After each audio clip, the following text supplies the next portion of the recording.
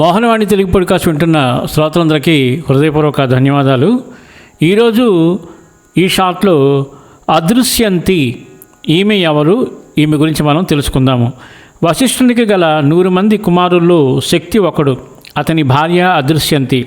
ఇక్ష్వాకు వంశ రాజైన కల్మాష పాదుడు ముని ఆశ్రమం వద్దకు వచ్చినప్పుడు శక్తి రాజు ఎదురెదురుపడి గర్వంతో ఇద్దరు ఒకరికొకరు దారి వదలక నిలబడిరి. చివరికి రాజు శక్తిని తోసివేయగా శక్తి రాజును దెయ్యంగా మారమని శపించాడు.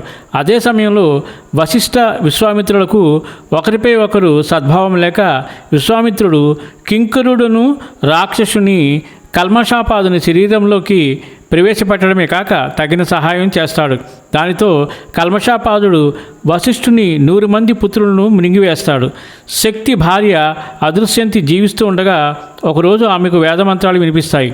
అవి శక్తి యొక్క కుమారుడు తన గర్భంలో పెరుగుతున్నాడని, అతని జన్మఘోషే ఆ మంత్రాలని వశిష్ఠునికి చెబుతుంది. కల్మషపాదుడు దానిని నాశనం చేయబోగా వశిష్ఠుడు అడ్డుకుంటాడు. ఈ విధంగా పుట్టిన బిడ్డే పరాశరుడు. ఈయన వేదవ్యాస మహర్షి తండ్రి. చాలా కొత్త విషయం, చాలామందికి తెలియదు కాబట్టి ఎక్కువ మందికి తెలియచేయడానికి షేర్ చేస్తారని ఆశిస్తున్నాను. సర్వే జన సుఖినో భవంతు, లోకా సమస్త సుఖినో భవంతు. ధన్యవాదాలు. స్వస్తి.